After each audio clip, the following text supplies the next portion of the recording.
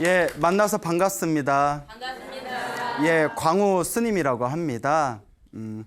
저희가 그 오래전에 청년회 법회를 했을 때 그 맺은 그런 이제 법우가 하나가 있습니다. 그 남자 청년회 법우인데 그 처음에 봤을 때 제가 농담 삼아서 팬더라고 팬더곰이라고 막 이렇게 농담을 했거든요. 왜냐하면 얼굴은 허연데 눈 밑에 다크서클이 너무 심해가지고 팬더 같다고 팬더곰. 근데 되게 착한 법우였어요. 근데 이제 이런저런 대화를 해보는데 이제 뭔가 좀 업장이 좀 느껴지더라고요. 그래서 제가 이제 착하니까 또 이제 잘 됐으면 하는 바람에 네가 좀 업장이 두꺼운 것 같다. 그러니까 기도를 좀 많이 해야 된다. 요새 무슨 기도하고 있는 거 있냐 이랬더니 뭐 지장 기도를 좀 한다 하더라고요. 그래서 제가 열심히는 안 하는 것 같다 이러면서 얼굴 보면 알아요. 얼굴 보면 열심히 하나하나 다 알아. 열심히 안 하는구나. 다 열심히 하시겠죠. 그래서 기도를 열심히 해야 돼. 지장기도 좋다. 그래서 제가 지장경 예쁜 책이 하나 있었거든요. 예쁘게 이렇게 한지로 싼 지장경 책도 선물로 주고 기도를 열심히 해라 이렇게 당부를 했는데 이 친구가 뭐 열심히 하는지 안 하는지는 잘 모르겠지만 한 가닥 성근이 있는 게 자꾸 이제 찾아와서 법문 듣는 걸 좋아했어요. 법문 듣는 거. 근데 사람이 자꾸 법문을 듣는 게 왜 중요하냐면 자꾸 기도해야 된다, 복지어야 된다, 공덕을 쌓아야 된다, 다 내 업보다, 내 업장이다 이런 소리를 듣다 보면 자꾸 귀에 박히면 그게 세뇌 같은 효과를 일으켜서 자꾸 기도하고 싶은 마음이 생기고 내가 복을 좀 지어야 되겠다라는 마음이 생기게 됩니다. 자꾸 소나무 듣다 보니까 그런 마음 생기지 않아요? 맞아요. 진짜? 예? 그래요? 그래가지고 기도를 많이 해야 된다라고 이야기를 하면서 그 친구가 저한테 몇 년 동안 꾸준하게 법문을 들었습니다. 그리고 어느 순간부터 정말 기도를 좀 열심히 하더라고요. 저 지장전에 가서 지장경이라는 경전도 열심히 큰 소리로 독송하고 연불도 열심히 하고 제가 복을 많이 지어야 된다 했더니 또 항상 법당에 갈 때마다 쌀도 올리고 향도 올리고 그렇게 기도를 열심히 하던 법우가 있었는데 얼굴이 굉장히 맑아지는 거예요. 얼굴이 맑아진다는 게 이제 관상이 환해지는 거잖아요.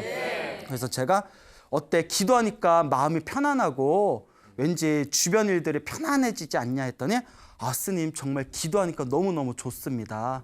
일단 마음이 편안해져서 좋고 알게 모르게 제 주변 일들이 편안하게 풀려나가는 게 느낍니다 이러더라고요. 그래서 그 친구가 이게 저한테 편지를 하나 썼습니다. 그래서 이 편지 내용이 너무 좋아서 제가 여러분들께 이 편지 내용을 좀 읽어드리고자 합니다. 자, 글씨를 너무 조그맣게 써가지고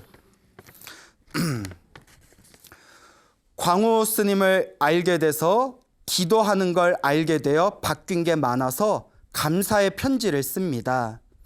일단 광우 스님을 알기 전에는 절을 다녀도 사람만 보며 다녔던 사람이었습니다.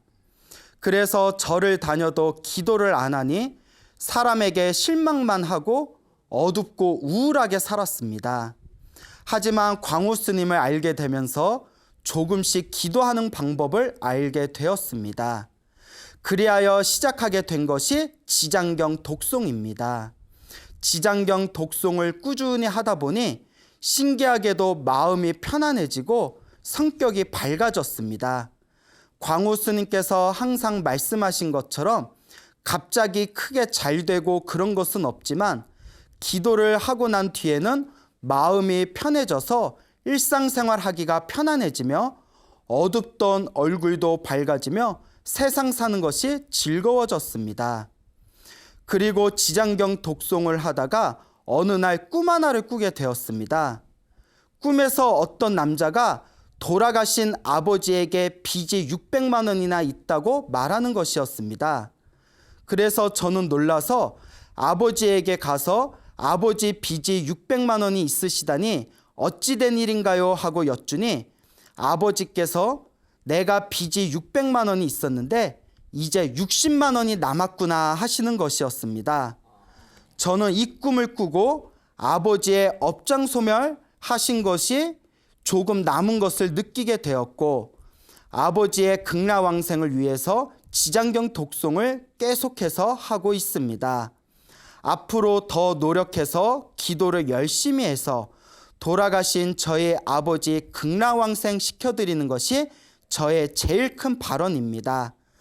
그리고 앞으로도 광우스님 방송 챙겨보며 열심히 기도하며 행복하게 살고 싶습니다.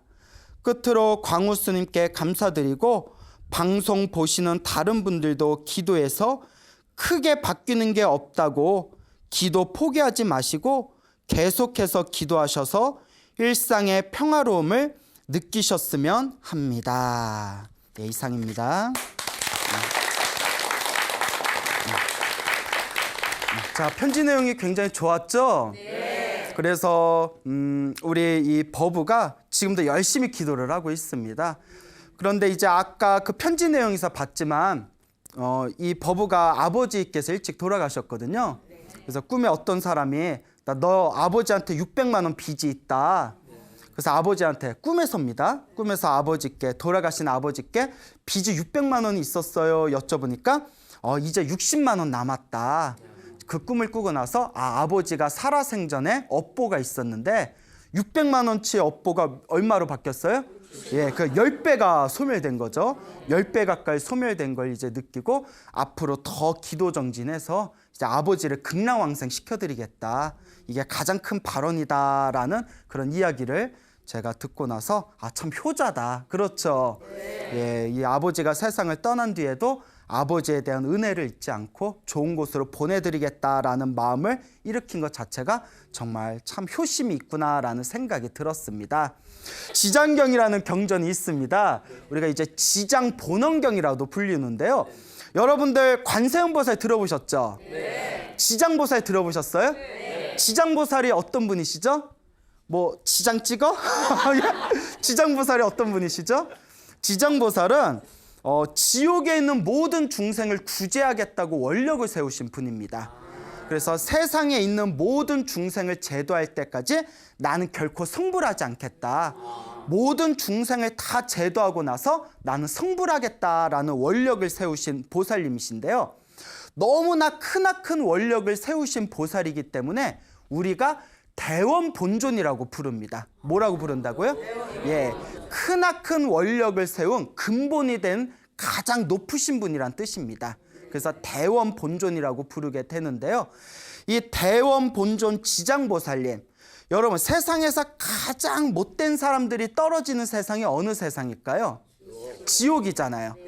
가장 못된 놈들이 살고 있는 곳이 바로 지옥의 세계인데, 그 지옥에 있는 그 중생들을 모두 다 제도해서 지옥 세계가 텅텅 비워질 때까지 결코 중생 제도를 멈추지 않겠다고 원력을 세우신 분이 지장보살입니다.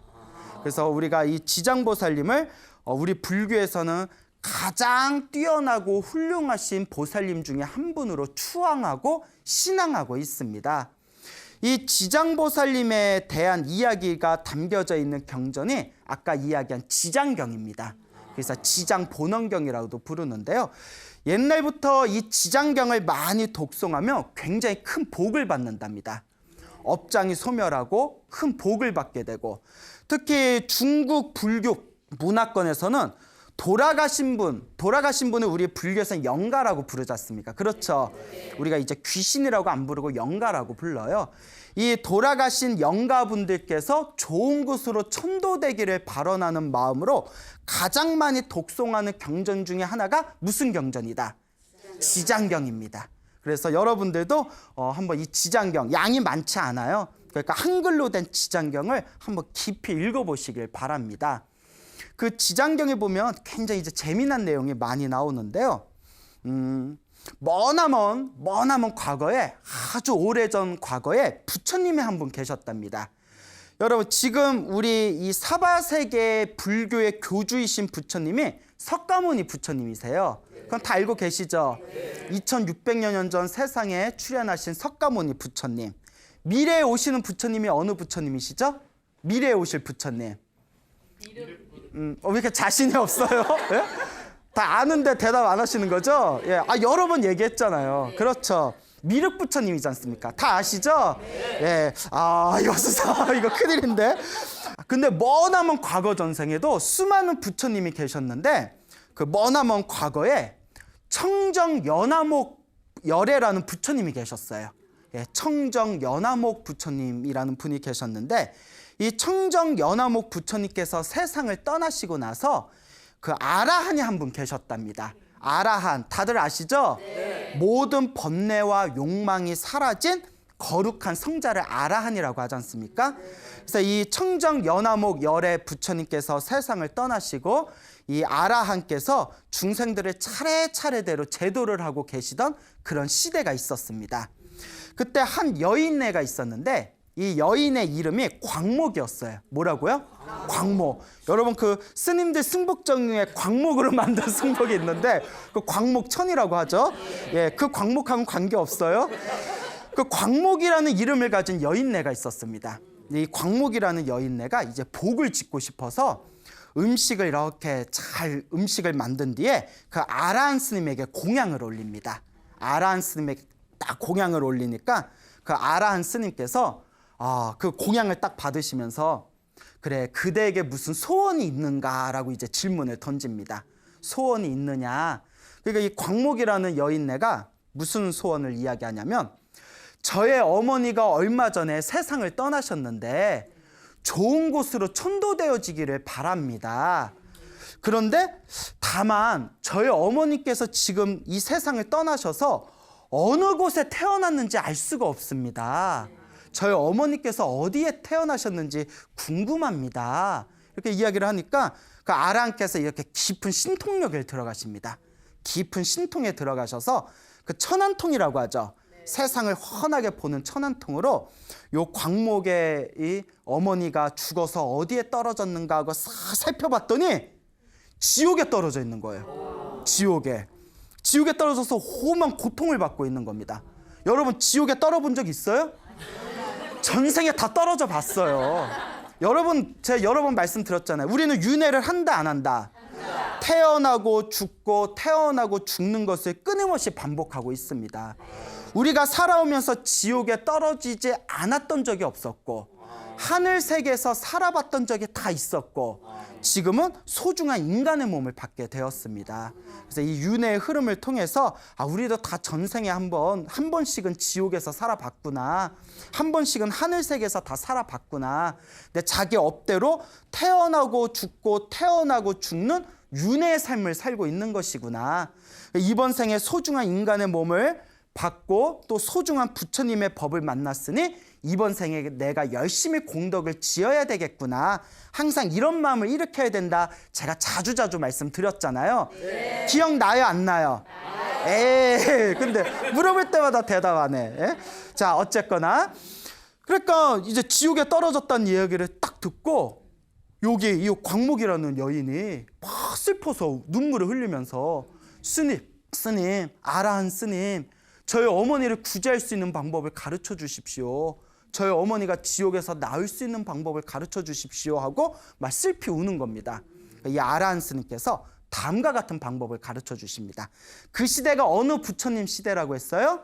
청정 연화목 열의 시대 때니까 그 아라한 스님께서 집에 가서 청정 연화목 열의 부처님의 모습을 조각을 해서 불상을 만들거나 그림을 그려서 집안에 모셔놓은 뒤에 간절하게 천정 연화목 열에 염불을 하여라. 우리가 뭐 관세음보살, 지장보살 하듯이 청정 연화목 열에 불상을 모셔놓거나 그림을 그려놓고 간절하게 염불을 한다면 살아있는 자나 죽은 자나 반드시 공덕이 있을 것이다 라는 이야기를 듣게 됩니다. 그러니까 이 광목이라는 여인네가 집에 급히 와가지고 자기가 아끼던 물건들을 팔아서 청정 연화목 열의 부처님의 이제 모습을 이제 만들어 놓고 슬피 울면서 부처님께 절을 올리면서 간절하게 염불을 했대요. 제발 도와주십시오. 제발 도와주십시오. 간절하게 염불을 하다가 깜빡 꿈을 꿨대요. 꿈을 꿨는데 꿈속에서 누가 나타났을까요? 부처님. 예. 아까부터 타이밍이 안 맞아요. 예, 그래요? 예, 엄마는 어디 있다고요? 예, 지옥에 있으니까. 누구를 간절히 불렀죠? 예, 청정 연화목 열애를 간절히 부르니까 꿈에서 환한 황금빛 부처님이 나타나신 거예요. 환한 그 황금빛 부처님이 나타나시더니 걱정하지 말아라. 얼마 후에 너의 어머니가 너의 집에 태어나게 될 것이다. 라는 꿈을 꾸게 됩니다. 그래서 꿈에서 딱 깨고 나서 며칠 지난 뒤에 집안에서 일을 하고 있는 여종 있잖아요. 한 여종이 아이를 낳게 됩니다. 아이를 낳게 돼요. 아이를 낳고 나서 며칠이 지났는데 그 여종이 낳은 그 아기가 갑자기 광목을 보더니 내가 네 애미다 이러는 거예요. 말을 빨리 배웠어. 예? 영재야, 영재. 내가 네 뭐다? 애미다. 내가 네 엄마다 이러는 거예요. 애기가. 예. 너무 깊이 생각하지 마세요. 예. 그러니까 내가 네 엄마다. 그러니까 광목이 깜짝 놀라니까 아니 어떻게 된 겁니까? 하니까 애기가 하는 말이 내가 전생에 내가 전생에 죄업을 많이 지어서 지옥에 떨어져서 태어나고 죽고 태어나고 죽는 것을 반복하면서 지옥에서 빠져나올 수가 없었다. 근데 너의 덕택으로 내가 이렇게 사람의 몸을 받게 되었다. 그런데 하도 죄업이 두꺼워서 사람으로 태어나도 이렇게 미천한 몸으로 태어났다. 옛날에는 노예제도 이런 있었을 거 아니에요? 신분 계급이 있었는데 사람으로 태어나도 미천한 몸으로 태어났고 내가 업보가 두꺼워서 13살이 되면 내 수명이 다한다. 13살이 다해서 수명이 다하면 남아있는 업보가 있어서 다시 나쁜 곳에 떨어지게 된다. 나를 구제할 방법이 없겠느냐 이러는 거예요. 그 광목이 막 슬피 울면서 어머니 도대체 전생에 무슨 업보를 그렇게 많이 저질렀습니까? 하니까 요 아기가 하는 말이 요 중요합니다. 잘 들으세요. 살생을 많이 했고 살아있는 생명을 많이 죽였고 평소에 불법을 비방했다. 평소에 부처님의 가르침을 비방했다. 이게 아주 지옥에 떨어지는 무서운 업보라는 거예요. 무엇을 많이 했고 살생을 많이 했고 또 무엇을 많이 했다? 예, 불법을 많이 비방하였다. 여러분 부처님 법 비방해요 안 해요? 안 하죠. 절대 농담으로라도 하면 안 됩니다. 여러분 살생해요 안 해요? 모기 죽여요 안 죽여요? 죽여요. 저 뒤에서 죽여요 이러는데 바로. 예. 자 어쨌거나 살아있는 생명을 많이 죽이고 그리고 부처님의 가르침을 많이 비방하였다. 그 업보 때문에 이렇게 무서운 고통을 당하는 것이다. 그러니까 이 광목이 지옥에 떨어지면 그 고통이 얼마나 큽니까? 라고 물어보니까 그 아기가 하는 말이 이루 다 말할 수가 없다. 100년, 1000년 동안 지옥의 고통을 말한다 하더라도 이루 다 말할 수가 없다 하니까 광목이 막 찢어지는 느낌이 들면서 가슴이 막 찢어지는 마음이 들면서 엉엉 울면서 하늘 우러러 다음과 같이 발언합니다. 뭐라고 발언하냐? 이게 되게 중요한 거예요. 부처님, 제발 저의 어머니를 구제해 주십시오. 저의 어머니를 구제해 주신다면 제가 오늘 지금 이 순간부터 모든 중생들을 제도하겠습니다. 지옥, 악귀, 축생, 괴로운 세상에 떨어진 모든 중생을 영원히 그 괴로운 세상에서 벗어나도록 하겠습니다. 제가 모든 중생들을 다 제도할 테니 부디 저의 어머니를 구제해 주십시오. 모든 중생들을 다 성불하게 한 뒤에 저는 마지막에 비로소 정각을 이루겠습니다. 비로소 깨달음을 이루겠습니다. 여기서 대원본존 지장보살의 원력이 여기서 생긴 거예요. 모든 중생을 다 성불시킨 뒤에 내가 마지막에 성불하겠습니다. 그때 하늘에서 꽝 거리면서 하늘에서 부처님 음성소리가 들립니다. 착하고 착하다. 너의 어머니는 너의 그와 같은 발언의 힘으로 13살에 이 세상을 떠난 뒤에 13살의 수명을 다한 뒤에 업보의 몸을 벗어서 좋은 가문에 다시 태어나 100세 동안 즐거움을 누리게 될 것이다. 그리고 다시 죽은 뒤에는 근심이 없는 세상에 태어나서 그 근심이 없는 세상에서 살다가 나중에는 부처님의 깨달음을 얻고 모든 중생을 제도하게 될 것이다 라는 그런 이야기가 하늘에서 부처님의 음성에 들렸다고 합니다. 이와 같은 인연으로 광목에게 어머니가 지옥에 떨어진 걸 알려주고 어머니가 지옥에서 나올 수 있도록 방법을 가르쳐준 그 아라한 기억나죠? 네. 그 아라한이 지금 경전에 나오는 무진이 보살이 되셨대요. 그 관세음보살 보문품에 보면 무진이 보살이라고 나오거든요.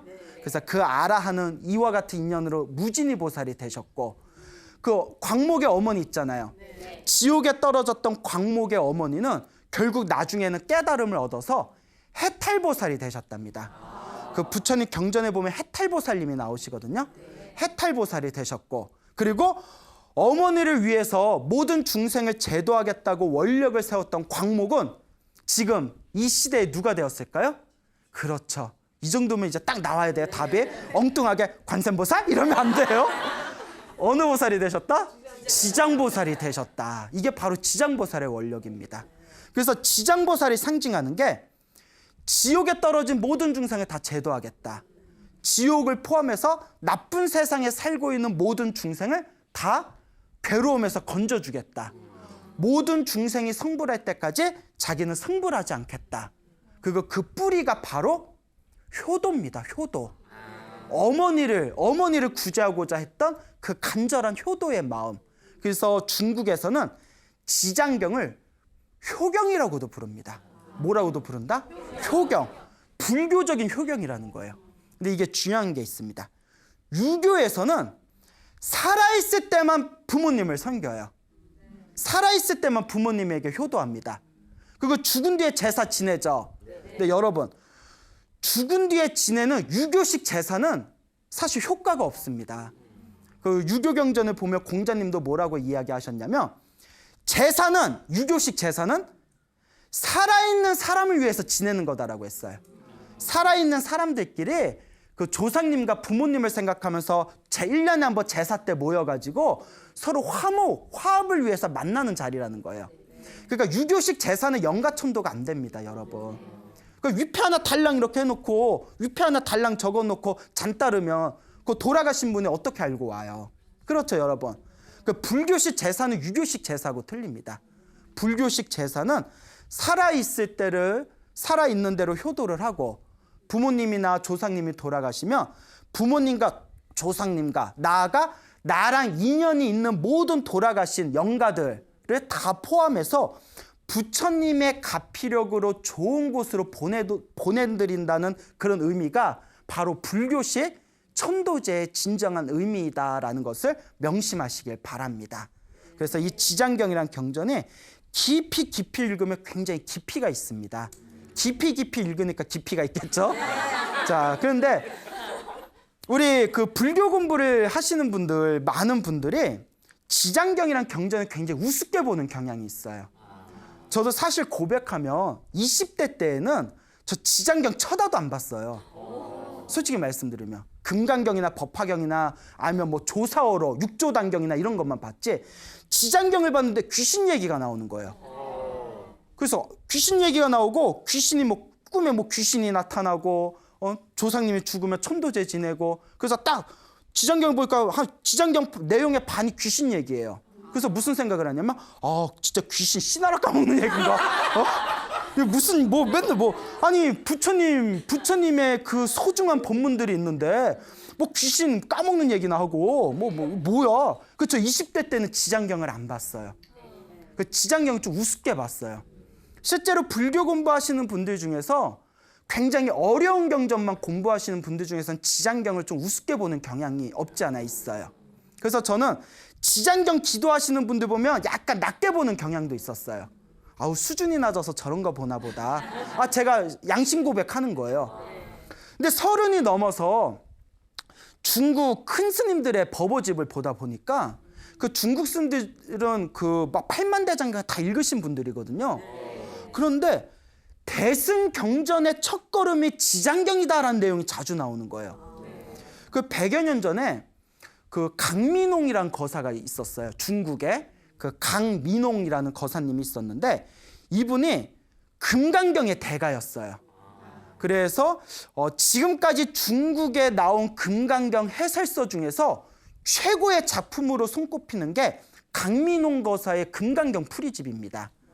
근데 이 강민홍 거사의 그 금강경 풀이한 책을 봤는데 그게 다행히 우리나라에 번역이 됐어요.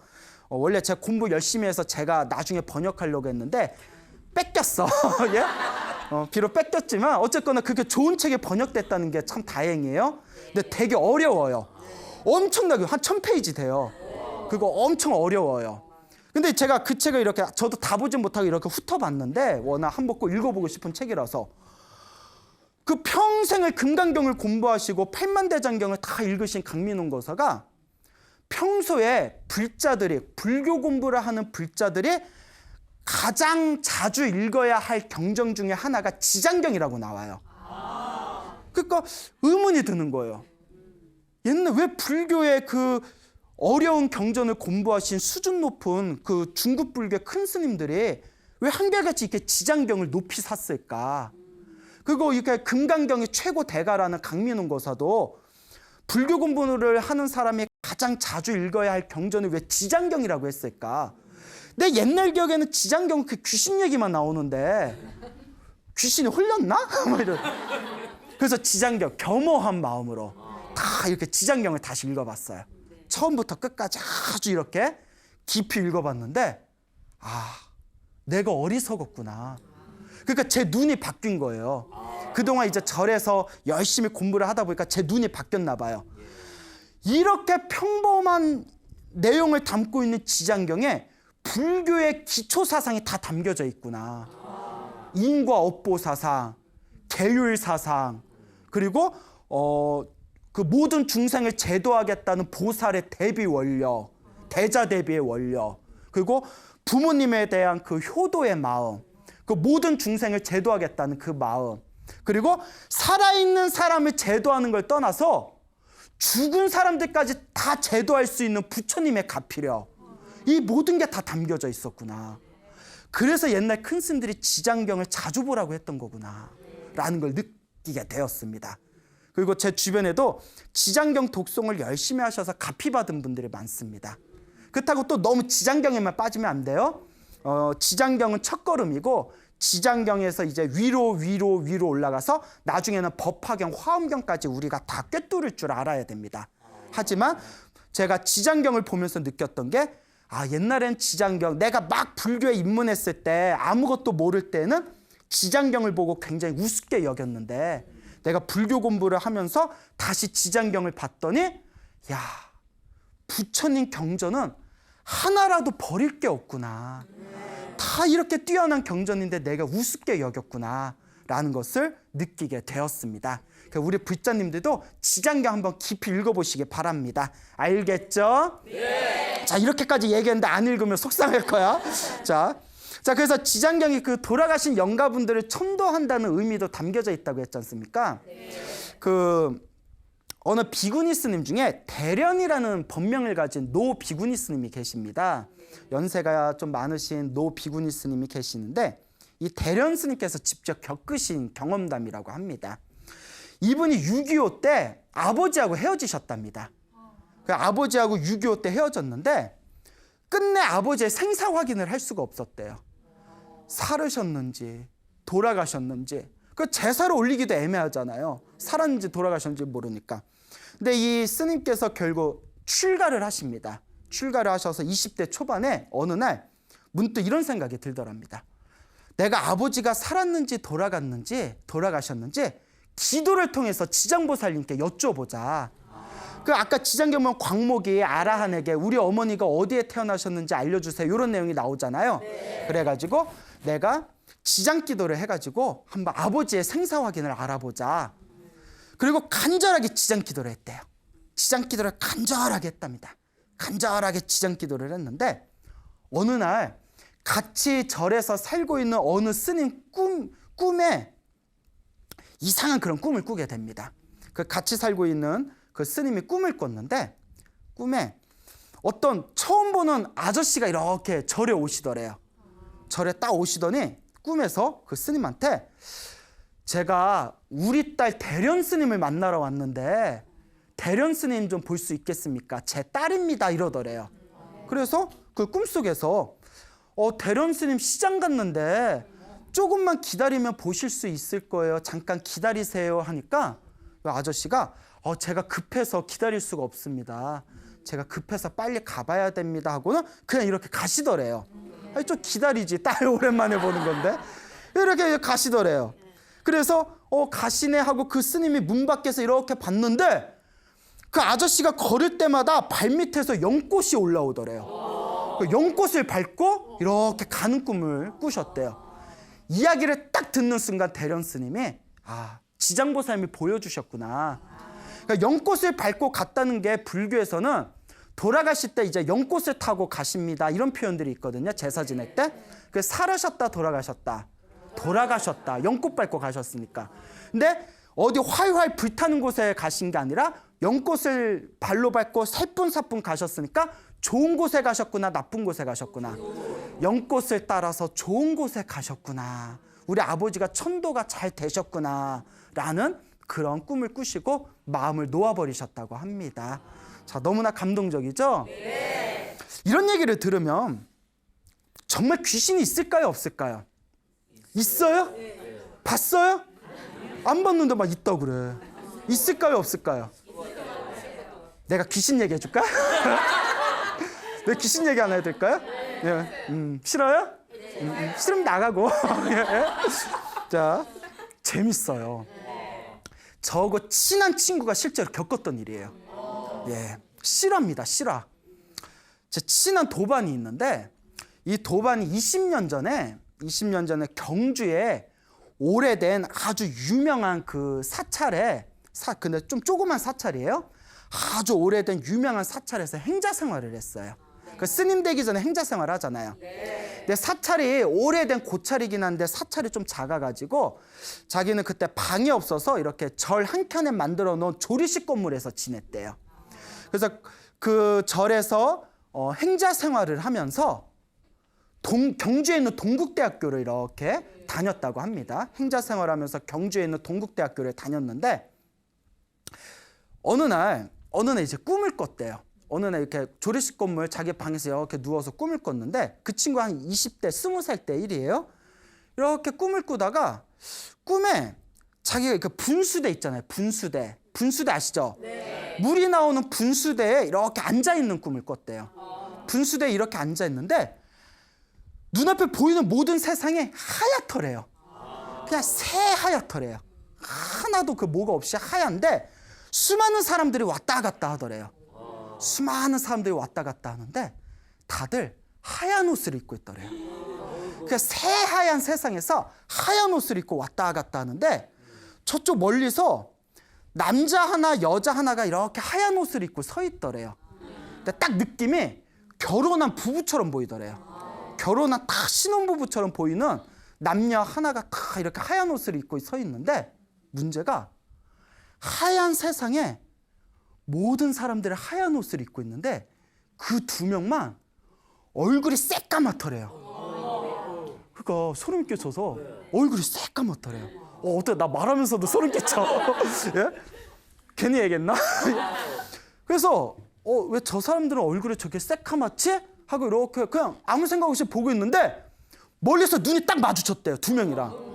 눈이 딱 마주친 순간 자기를 인지하는 느낌이 들더래요. 그리고 눈이 딱 마주쳐서 그 친구가 분수대에 앉아가지고 하고 있는데 갑자기 그 두 사람이 남녀 두 사람이 펑펑펑 하면서 앞으로 쫙 밀려오더래요. 카메라로 줌인한 것처럼. 두 명이 코앞으로 확 밀려오니까 놀래가지고 뒤로 넘어졌대요. 그리고 분수 안으로 빠졌대요. 풍덩하고 분수 안으로 딱 빠졌는데 그때 꿈에서 딱 깼답니다. 꿈에서 딱 깼는데 깨서 숨을 막 또 온몸에 땀에 젖어가지고 하고 있는데 갑자기 자명종이 땡 하고 들리더래요. 그래서 제가 친구한테 물어봤어요. 몇 번 쳤어? 했더니 모르겠대요. 기억이 안 난대요. 하여튼 자명종 소리가 땡. 자, 그런데 하다가 순간 온몸에 소름이 확 돋으면서 내 방에 자명종 시계가 없는데? 그리고 자명종 시계 있는데 소리가 들리는데 딱 쳐다보니까 창문에 여자가 이렇게 쳐다보고 있더래요. 그리고 악 하고 또 잠에서 깼대요. 꿈을 2번 꾼 거예요. 이중 꿈을 꾼 거예요. 그리고 꿈을 꾸고 나서 돌아버리는 줄 알았대요. 너무 생생해서. 오늘 이제 잠 다 잤다? 예? 자, 그래서 그날 아침에 이제 공양을 했대요. 그 어린 아가가지고. 근데 그 밥 먹는데 그 입맛도 없는 거예요. 얼마나 무서웠겠어요. 그래서 이제 밥을 먹다가 그 공양조 보살님한테 꿈 얘기를 했대요. 보살님, 나 살다 별 이상한 꿈을 다 꿨다고. 이런 꿈 처음이라고. 근데 보살님이 갑자기 어머나 이러더래요. 스님, 스님이 아니라 행자님, 치였네 치였어 이러는 거예요. 치였네 치였어. 뭐가 치여요? 가끔 이럴 때가 있대. 이럴 때 가장 절에서 기가 약한 사람이 가끔씩 그렇게 치인대. 그럴 때는 큰 스님 옆에서 자야 되는데 이러더래요. 무슨 말이에요 했더니, 그러니까 그게 어제 꿈을 꾼 거잖아요. 오늘 새벽에. 그러니까 내 도반이 잠을 잤던 그날 낮에, 학교 갔고 없었던 그날 낮에 반혼제가 들어왔대요. 반혼제는 장례식이 끝나고 나서 위패하고 사진을 절에다 모셔놓고 49제 하는 그걸 반혼제라고 하거든요. 혼을 부른다라는 뜻이에요. 그날 반혼제가 신혼부부가 신혼여행 가다 교통사고 나서 둘 다 죽었대요. 그러니까 그 신혼부부 반혼제 한 날 그 꿈을 꿨던 거예요. 무섭죠? 네. 아유, 쌤통. 나만 무서운 줄 알았네. 자, 그래요. 그러니까 이러면 귀신이 없다는 얘기 못 하겠죠? 그래서 제 친구가 저한테 직접 얘기해 준 거예요. 네? 야, 그래서. 하지만 여러분, 걱정하지 마십시오. 우리에겐 누가 있다? 지장보살님이 있다. 부처님이 계시고 관세음보살이고 지장보살님이 있다. 그럴 때는 두려워하거나 무서워하지 마시고 무엇을 하시면 된다? 염불 하시면 돼요. 간절하게 염불하면 불보살님이 우리를 지켜주십니다. 알겠죠? 네. 자, 이와 같이 부처님의 이 가피, 보살님의 가피는 살아있는 사람을 포함해서 산자나 죽은 자나 그 모든 이들에게 공덕을 가져다 줍니다. 그래서 이 지장보살님은 지옥에 있는 중생들을 제도하는 분이다라고 말씀드렸죠. 그래서 옛날부터 이 지장보살님께서 중생들을 제도하는 이야기가 굉장히 많습니다. 중국 당나라 시대 때 왕명관이라는 성을 가진 남자가 있었습니다. 이 왕시성을 가진 남자가 있었는데 겉으로는 불교 신자인데 굉장히 그 언행이 거칠었대요. 그러니까 일종의 양아치였나 봐요. 양아치. 절에 다니는 양아치. 왜요? 양아치란 표현 있잖아요. 그러니까 건달 같은 양아치. 근데 어느 날 이 왕시성을 가진 이 남자가, 왕명관이라는 이 사람이 죽었어요. 죽어서 이제 저승사자가 어이 가자 하고 끌고 가는데 이제 염라대왕이 있는 곳 앞에까지 문에 딱 도착합니다. 그때 옆에 이렇게 스님이 한 분 이렇게 있더래요. 스님이 한 분 이렇게 서 있는데 왕씨를 이렇게 부르더니 평소에 잘 살지 그랬냐. 너를 보아하니 네가 염라대왕을 만나면 너는 분명히 지옥에 떨어질 것이다 하고 스님이 그렇게 얘기를 하더래요. 그러니까 무서워서 스님 저 어떡합니까? 살려주십시오. 제가 비록 살았을 때 양아치로 살았지만 그래도 절에 가끔씩 다녔습니다. 부처님 오신 날 연등도 달았습니다. 스님 살려주십시오. 이러니까 그 스님이 하는 얘기가 나는 지옥에 떨어져 있는 중생들을 제도하고자 원력을 세운 사람이다. 근데 너를 지옥에서 내가 지옥에 떨어지지 않게 내가 너에게 방법을 가르쳐 주겠다. 그러면서 그 사람에게 내가 지금부터 내구절로 된 개송을 가르쳐 줄 테니까 잘 외워놓고 염라대왕 앞에서 이 개송을 딱 읊어라. 잊어먹지 말고 잘 들어라 하면서 다음과 같은 개송을 가르쳐 줍니다. 잘 들으세요. 약인용료지 삼세일체불 응관법계성 일체유심조. 풀이하자면 만약에 어떤 사람이 과거, 현재, 미래 모든 부처님을 알고자 한다면 마땅히 법계의 성품을 보아라. 모든 것이 마음이 만든 것이다. 이 개성을 딱 가르쳐주면서 잊어먹지 말고 염라대왕 앞에서 꼭 얘기해야 된다 하고 다 이제 문에 들어가게 됩니다. 그 염라대왕 앞에서 덜덜덜 떨고 있는데 염라대왕이 딱 보더니 에휴, 개판으로 살았네. 개판으로 살았어. 에휴, 네가 너 그래도 절에는 좀 다녔네? 예, 제가 절에는 제가 불교 공부는 좀 했습니다. 너 불교 공부하면서 아는 거 있으면 아무거나 하나 대봐 이러더래요. 아무거나 하나 대봐 하니까 그때 제가 딱 하나 기억나는 게 있습니다 하면서 약인용묘지, 삼세일체불, 은광법계성, 일체유심조 하는 순간 그 염라대왕이 있는 자리가 지상낙원으로 변하면서 염라대왕이 덩실덩실 춤을 추더랍니다. 염라대왕이 막 춤을 추면서 웬일이니 네가 웬일이니 네가 이걸 어떻게 하니 그러면서 염라대왕이 손을 꼭 잡으면서 너 산 거는 개판으로 양아치같이 살았는데 네가 이걸 어떻게 한 거니. 이거는 부처님의 모든 가르침의 핵심 법문이다. 이걸 입으로 소리내거나 귀로 듣기만 해도 공덕이 있다. 내가 너를 다시 인간 세상으로 보내줄 테니까 부디 다시 태어나면 잘 살아야 된다. 나중에 다시 보자 하면서 인간 세상을 돌려보냈답니다. 그 왕씨가 다시 죽었다고 눈을 번쩍 떴대요. 그 숨을 막 몰아쉬다가 내가 그 들었던 개송이 어디에 나오는 건가 하고 스님들께 여쭈어보고 경전에서 봤더니 화엄경에 나오는 개송입니다. 화엄경에 나오는. 그리고 지옥의 문 앞에서 나에게 이 화엄경의 개송을 가르쳐준 그 스님이 바로 누구였구나? 지장보살님이셨구나. 그 뒤로는 열심히 복을 짓고 선업을 짓고 공덕을 지어서 편안하게 세상을 떠났다는 그런 이야기가 지장보살 영업록에 나옵니다. 그러니까 여러분 오늘 제가 가르쳐드린 약인용묘지, 삼세일체불, 은광법계성, 일체유심조 다 외우셨어요? 네. 자, 나중에 다시 보기로 다시 외우세요. 자, 우리에겐 다시 보기가 있잖아요. 자, 이걸 잘 외웠다가 나중에 죽어서 염라대왕이 너 뭐 아는 거 있니 할 때 당당하게 얘기하시기 바랍니다. 근데 이야기했는데 염라대왕이 그게 뭐 이러더라도 예, 너무나 노여거나 광우스에 원망하지 마시길 바랍니다. 자, 어쨌거나 이와 같이 지장보살님의 위대한 위심력은 중생대를 제도합니다. 산자와 죽은 자 모든 이들에게 공덕을 주는 게 바로 지장보살의 원력이고 불보살님의 값입니다. 그러니까 여러분 기도 열심히 하시길 바랍니다. 여러분 행복해지고 싶습니까? 네. 행복한 삶을 창조하고 싶습니까? 네. 복을 지으십시오. 선업을 지으십시오. 공덕을 쌓으십시오. 복과 선업과 공덕의 힘이 여러분들을 진정한 행복의 길로 이끌어 줄 것입니다. 여기서 마치겠습니다. 소중한 나 무한 행복 BTN 조이 화이팅!